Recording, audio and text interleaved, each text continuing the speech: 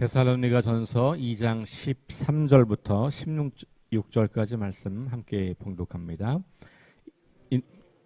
우리가 하나님께 끊임없이 감사함은 너희가 우리에게 들은 바 하나님의 말씀을 받을 때에 사람의 말로 받지 아니하고 하나님의 말씀으로 받음이니 진실로 그러하도다.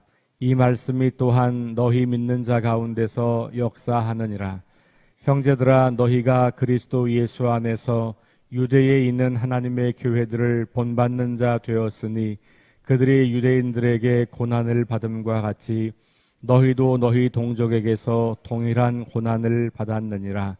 유대인은 주 예수와 선지자들을 죽이고 우리를 쫓아내고 하나님을 기쁘시게 하지 아니하고 모든 사람에게 대적이 되어 우리가 이방인에게 말하여 구원받게 함을 그들이 금하여 자기 죄를 항상 채우며 노하심이 끝까지 그들에게 임하였느니라.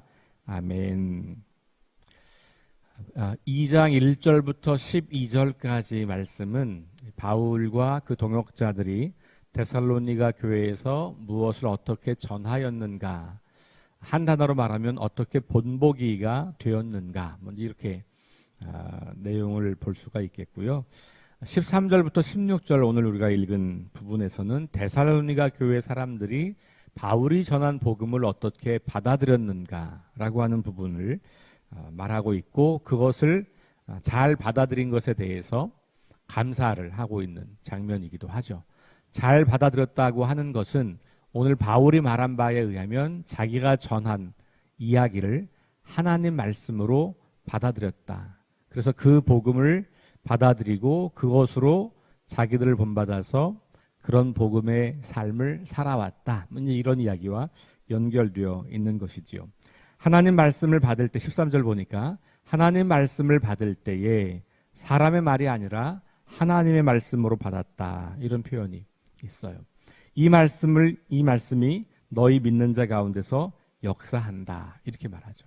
그러니까 이 데살로니가 교회 성도들이 바울이 들어와서 하나님 나라 복음을 전할 때 그것을 바울이 전하는 사상으로 받아들이지 않고 하나님 말씀으로 받아들였다고 하는 것이죠.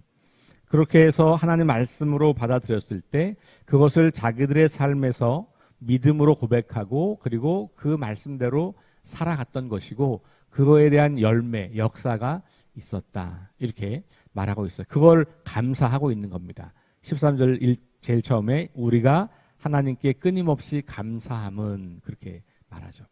그러니까 이제 바울이 데살로니가 교회 성도들에게 전한 복음, 그리고 그 복음을 그들이 받아들일 때 하나님 말씀으로 받아들였고, 그리고 나서 그 말씀을 가지고 살아냈고, 그리고 그 살아낸 것을 통해서 그 믿음의 역사가 많은 사람들 가운데서 나타났고, 계속 바울이 하는 것은, 이야기하는 건 그런 소문들이 계속 퍼져가고 있다. 이런 이야기를 지금 하고 있는 중이죠.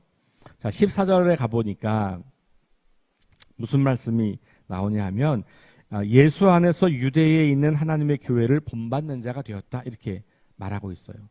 유대에 있는 하나님의 교회들을 본받는 자 되었다라고 말하면 유대 사람들이 많은 지역에 있는 교회들일 수 있겠고, 조금 더 직접적으로 말하면 예루살렘에 있는 교회라고 볼 수도 있겠죠. 꼭 지역적으로 예루살렘에 있는 교회가 아니어도 유대인들이 많이 살고 있는 지역이 있었기 때문에 유대인들이 많이 살고 있는 지역에서는 복음을 전하게 되면 그 유대인들이 박해를 하기 시작했죠. 왜냐하면 유대인들이 믿었던 믿음, 그 당시 그들이 하나님이 이런 분이야 라고 알고 있었던 그것과 조금 다른, 사실 조금이 아니라 굉장히 다른 이야기를 하는 거죠. 왜냐하면 이 당시 유대인들에게는 이방인은 구원받을 수 없는 대상이었거든요. 그러니까 늘 이방인을 죄인으로 저주하고 정죄했던 사람들이잖아요. 그런 곳에 가서 하나님이 이방인을 구원하실 거야. 그들을 사랑하셔. 그들이 죄인이야. 근데 그들을 사랑해. 라고 하는 말을 했다고 하는 것 때문에 유대교, 그동안 그들이 믿고 있던 신앙의 근간을 뒤흔드는 게 되는 거죠. 그래서 그 복음을 받아들이지 않는 거고, 그래서 그 한때 자기의 동료였던 바울을 향해서 박해를 했던 거죠. 이유는 하나예요. 하나님이 이방인을 사랑한다고 말하기 때문에, 하나님이 이방인을 구원하신다고 말하기 때문에. 그 당시 유대교가 믿는 교회의 교리는, 종교적인 교리는 그건 아니었던 것이죠. 그러니까 하나님이 더 크시다라고 말했을 때 유대인들은 기분이 나쁘기 시작했어요. 우리만 사랑하는 하나님, 유대인들만 구원하시는 하나님. 그러나 여러분, 구약 성경을 우리가 보아서 알지만 한 번도 하나님은 그렇게 이방인 유대인들에게 말씀하시진 않으셨죠. 내가 너희를 사랑한다, 너희가 나의 백성이다, 내가 너희를 끝까지 지켜줄 거다라고 말했지만, 그것이 이미 구약의 예언서에도 보면 그것을 통해서 이방인들에게까지 구원이 임하게 될 거야. 너희의 역할은 그래서 그 이방인들을 사랑하고 그 이방인들에게도 하나님의 사랑이 어떤 것인지를 보여주고, 그리고 그 이방인들이 하나님의 사랑 안으로 들어올 수 있도록 하는 게, 그게 너희의 역할이야 라고 하는 말씀을 예언자들을 통해서 끊임없이 들려주셨죠. 그런데 유대인들은 그 얘기보다는 자기들이 특별한 사람이라고 선택받았고, 자기들만 하나님이 사랑하신다고 생각했고, 자기들과 다른 종족인 이 사람들은 구원이 없다고 하는 가르침을 계속 가르쳤던 거거든요. 그 고난을 너희도 지금 함께 동참하고 있다는 겁니다. 14절, 형제들아 너희가 그리스도 예수 안에서 유대에 있는 하나님의 교회들을 본받은 자 되었으니. 이게 무슨 말이냐면, 유대에 있는 하나님의 교회들은 비록 유대 지역에서 그 당시 교리로는 이방인은 죄인이어서 구원받을 수 없다는 그 교리를 믿고 있는 사람들 가운데서 하나님의 교회들은 어떤 교회들입니까? 그렇지 않다. 하나님은 그보다, 너희들이 교리로 알고 있는 하나님보다 훨씬 크신 하나님이다 라는 이야기를 한 거예요. 그걸 본받은 거고, 그 다음에 그 뒤에 나가니까 그들이 유대인들에게 고난을 받음과 같이 너희도 너희 동족에게서 동일한 고난을 받았느니라 그랬어요. 무슨 말이에요? 본받았다고 하는 말이 어디까지 온 겁니까? 고난을 받는 것까지 온 거예요.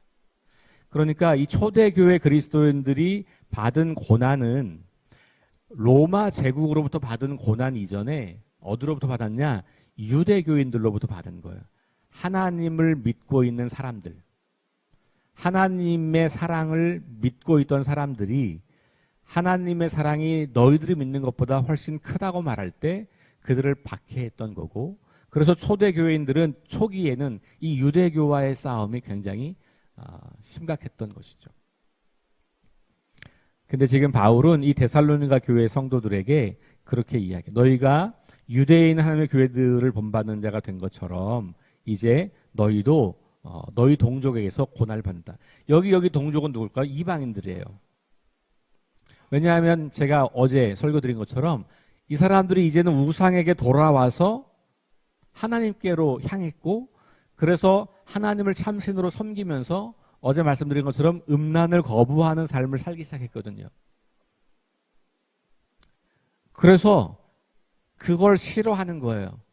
이방인들이 이제는. 그러니까 유대에 있는 그리스도인들은 유대교 교리 때문에 핍박을 받았는데, 너희는 그 유대교에 있는 하나님의 교회들처럼 너희 동족 이방인들로부터 또 핍박을 받는다. 이런 말인 거죠. 그러니까 이 데살로니가 지역의 이방 지역에 있는 사람들이 핍박받는 이유는 뭡니까? 더 이상 이방인들과 똑같이 살지 않겠다고 결심했기 때문에 고난을 받는 거예요. 그 대표적인 것이 음란의 문제였고, 그 음란의 문제가 명확하게 우리 어제 본문에서 보면 가정이라고 하는 테두리 안에서 이 성 문제를 다뤄야 하는데, 그것을 넘어서서 자신의 욕망을 추구하려고 이방인들처럼, 하나님을 알지 못하는 이방인들처럼 자기의 욕망, 성적 욕망을 추구하려고 다른 사람들, 아내와 남편이 아닌 다른 사람들을, 심지어는 거기에 남자들과 미소년까지 포함되어서 그런 힘으로 자기의 욕망을 해결하기 위해서 그런 사람들과 성관계를 맺는 것에 그걸 음란이라고 말했고, 그것을 하지 않기로 결심했기 때문에 그들이 고난받기 시작했다. 그러니까 이 데살로니가 지역에 있는 사람들이 이제 동족에게서 고난을 받게 되었다. 이렇게 이야기를 하는 거죠. 15절, 유대인은 주 예수와 선지자들을 죽이고 우리를 쫓아내고 하나님을 기쁘시게 하지 아니하고 모든 사람에게 대적이 되었다. 우리가 이방인에게 말하여 구원받게 함을 그들이 금하여 자기 죄를 항상 채움에 노하심이 끝까지 그들에게 임하였다라고 이야기를 하는 거예요.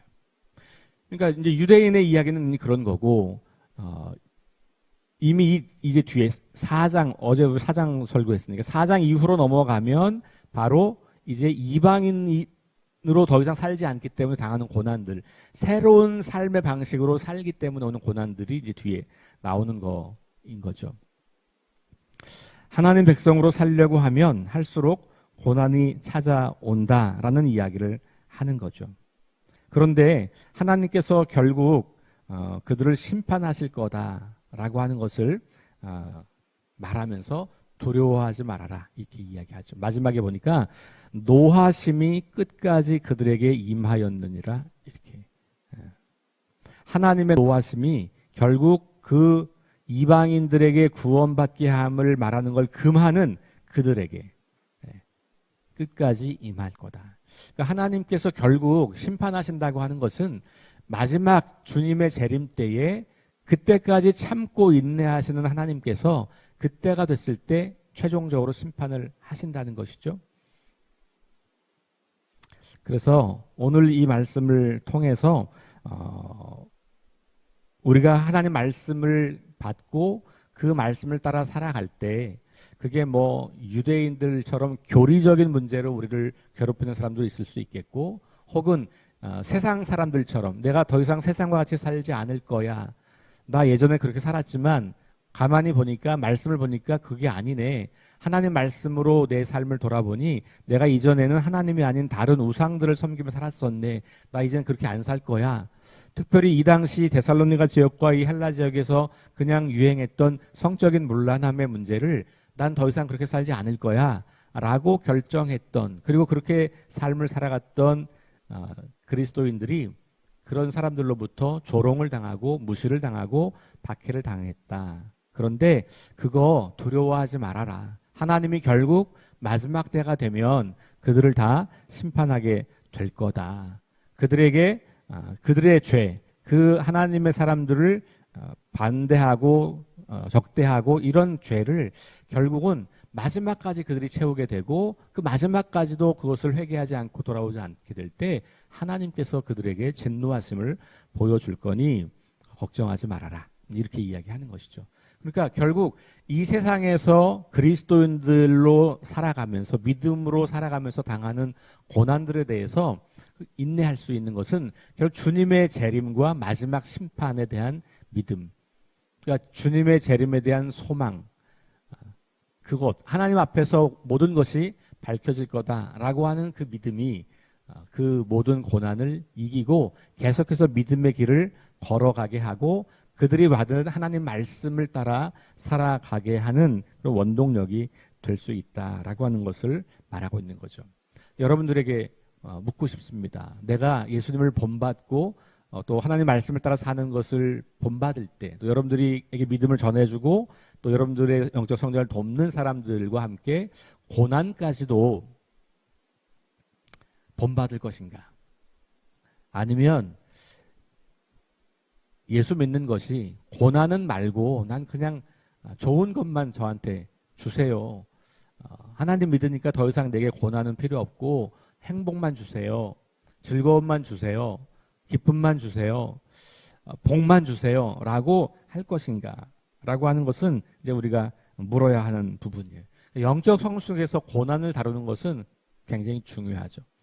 고난을 통해서 우리는 성장하기 때문에 그렇습니다.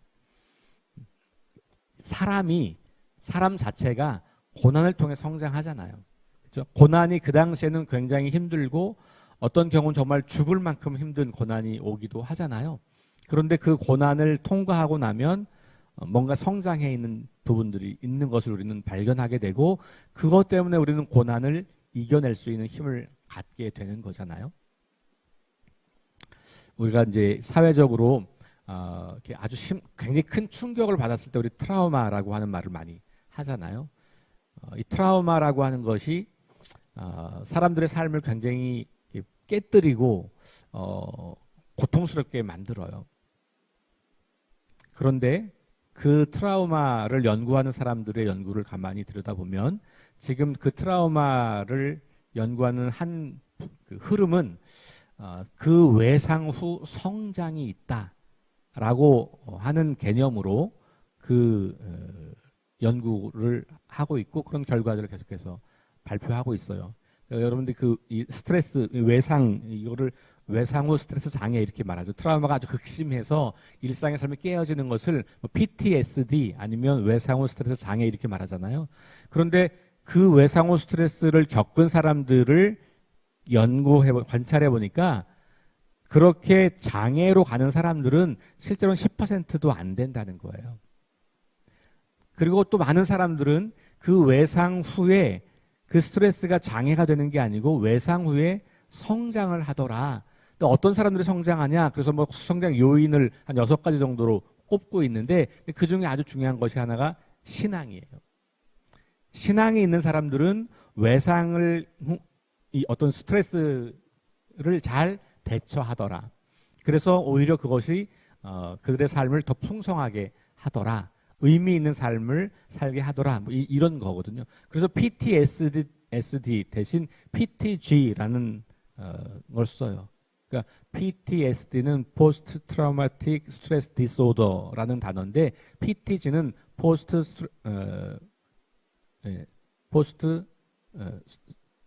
Traumatic Growth라는 단어를 쓰는 거예요. 그러니까 외상 후 성장 이렇게 하는 거죠. 그러니까 우리 그리스도인들이 이 땅을 살아가면서 마주하는 고난을 통해서도 우리는 계속해서 영적 성장을 이루어 간다는 것을 배울 수 있는 거죠. 그런 걸 통해서. 그러니까 영적 성장은 지식이 자라거나 교리적으로 무장되거나 아니면 종교 활동을 열심히 하거나 이런 것으로 끝나지 않아요. 그런 것이 필요하지만 더 중요한 것은 우리가 믿는 것을 가지고 살아내는 거고 살아낼 때 닥치는 위기와 고난을 겪어내고 감당해내고 그리고 그러면서 성장한다는 것이죠. 여러분 어린아이가 태어나서 1년 동안은 끊임없이 고통을 받아요. 왜냐하면 실패하기 때문에. 그렇죠? 처음에는 이렇게 누워만 있다가 힘을 가지고 몸을 뒤집는 노력을 하잖아요. 이 한 번에 안 돼요. 끝없는 하루 종일 누워서 뒤집기 연습한단 말이에요. 그래서 어느 날 얼마가 지나고 나면 뒤집어져 있어요. 문제는 다시 못 뒤집어요. 또 그냥 거기서 또 발버둥을 치고 노력을 해요. 그러다가 어떻게 힘이 생기면 또 뒤집어. 그러다가 배로 밀고 그걸 또 한참을 연습하고 그러다가 힘이 생기면 앉고 근데 허리 힘이 없으니까 또 넘어지고 그러다가 다시 일어서 보기도 하고 넘어지고 그게 1년 걸리는 거예요. 1년 동안 이 아이는 끊임없이 실패하고 고통당하고 괴로워하고 다시 일어섰다가 또 넘어지고 또 아프고 또 고통당하고 근데 어느 날 한 6개월쯤 하다가 이 아이가 너무 힘들어서 나 이제 그만해야 되겠다. 힘들어서 못 살겠네. 나 이런 고난이 너무 싫어. 그냥 편히 누워만 있을 거야. 그러면 성장할 수가 없는 거예요. 그렇죠. 나비가 이 꼬치 상태에서 나비가 되어 나올 때 그게 너무 힘들어요. 이걸 껍질을 깨고 날아오르는 게 너무 힘들어서 사람들이 가위로 그걸 쫙 찢어줘서 그냥 바로 나오잖아요. 그럼 나비가 날지 못한다는 거예요. 그 안에서 이것을 끊어내려고 날갯짓을 계속 연습해서 그 힘이 생겨야 그걸 뚫고 나왔을 때 하늘을 나는 나비가 된다는 거잖아요. 고난의 문제는 바로 그런 영적 성장의 고난은 반드시 따라오는 거다라는 거. 그러니까 오늘 말씀은 2가지예요. 영적 성장을 위해서 첫 번째는 하나님의 말씀으로 말씀을 받아들이는 거예요. 사람의 말이 아니라 하나님 말씀으로. 2번째는 그 말씀을 가지고 내가 고난이 오더라도 계속 살아내는 거예요. 연습하는 거예요.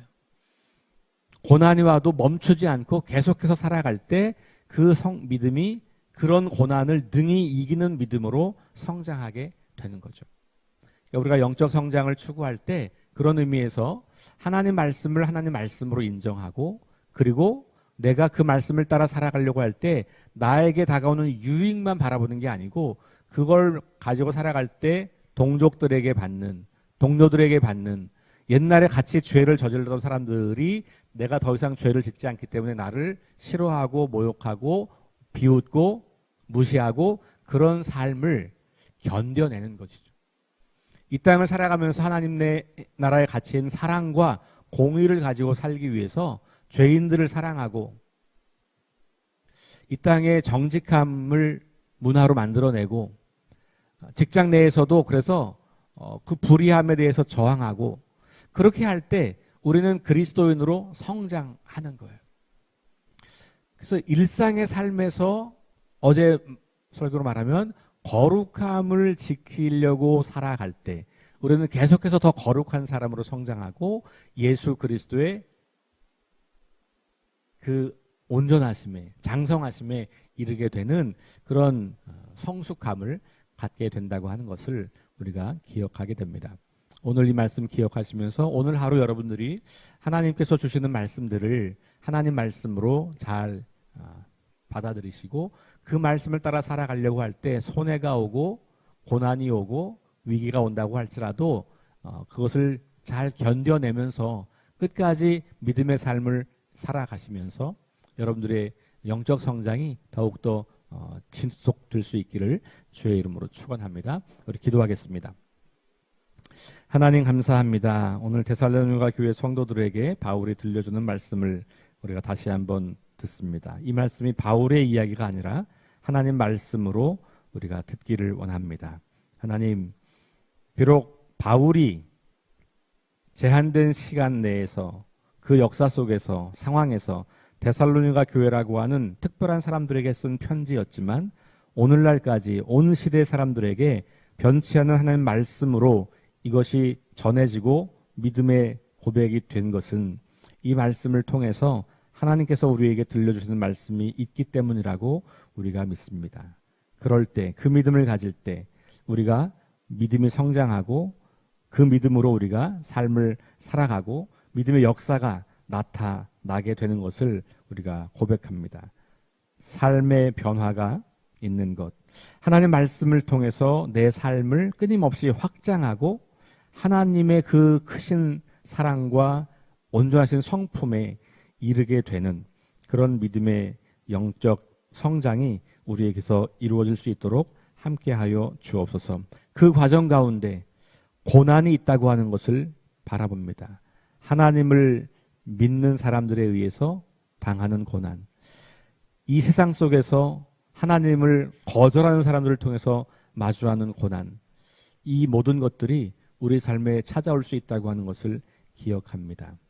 하나님을 하나님으로 신뢰하고 인정할 때 이방인들도, 때로는 하나님을 안다고 하는 사람들도 우리의 삶을 공격하며 우리를 핍박할 수 있는데, 그 가운데서 우리가 신실하게 주님을 바라보고 결국 마지막 날이 되었을 때 하나님께서 무엇이 옳고 그른 것인지를 가려서 그에 따른 심판을 하실 거라고 하는 믿음으로 우리가 주어진 삶의 자리에서 믿음의 길을 계속해서 잘 걸어갈 수 있도록 인도하여 주옵소서.